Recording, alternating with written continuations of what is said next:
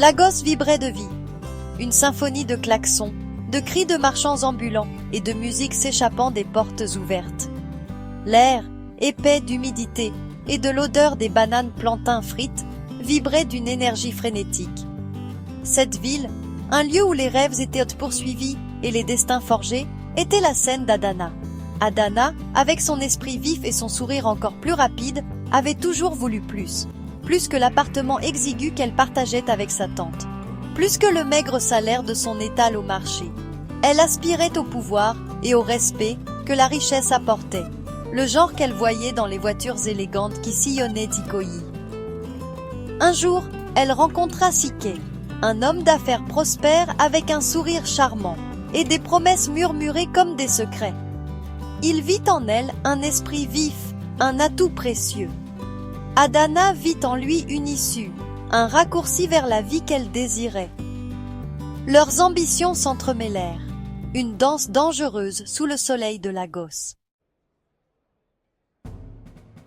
Chic introduisit Adana dans son monde, un tourbillon d'affaires à enjeux élevés et de contacts influents. Elle apprit vite, son esprit absorbant l'information comme une éponge. Bientôt, elle devint indispensable, sa conseillère de confiance, son influence grandissant de jour en jour. Mais l'ambition, telle une bête affamée, exigeait d'être nourrie. Adana, aveuglée par ses désirs, vit une opportunité.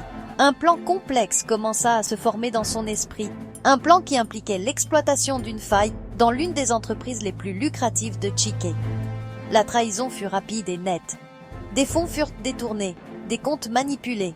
Adana amassa une fortune, sa conscience réduite au silence par l'attrait de sa nouvelle richesse.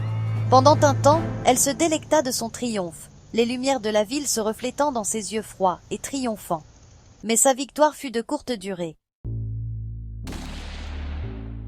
Chic, dévasté et enragé par la trahison, jura de se venger. Les murmures de sa traîtrise se répandirent dans la ville comme une traînée de poudre. Les portes se fermèrent, d'anciens alliés lui tournèrent le dos. Adana, autrefois célébrée, devint un paria, ostracisé par le monde même qu'elle avait cherché à conquérir. Seule dans son opulent manoir, une cage dorée de sa propre fabrication, le poids de ses actes s'abattit sur elle. La ville, autrefois une symphonie, résonnait maintenant d'accusations. Le sommeil n'offrait aucune échappatoire, hantée par les fantômes de ses choix. Dans le silence retentissant, Adana commença à confronter la femme qu'elle était devenue. La soif de pouvoir l'avait consumée, ne laissant derrière elle qu'une coquille vide. Elle avait gravi les échelons du succès, pour finalement se rendre compte qu'elle s'était appuyée contre le mauvais mur. Le temps, guérisseur et professeur, adoucit le cœur endurci d'Adana. Le remords fleurit, une douleur douce amère dans sa poitrine. Elle réalisa que le vrai pouvoir ne résidait pas dans la richesse ou l'influence, mais dans l'intégrité et la compassion. Adana commença à reconstruire, cette fois avec l'honnêteté comme fondement.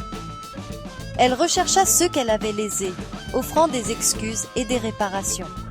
Son chemin fut ardu, pavé de scepticisme et de méfiance, mais elle persévéra, son esprit trempé par l'adversité.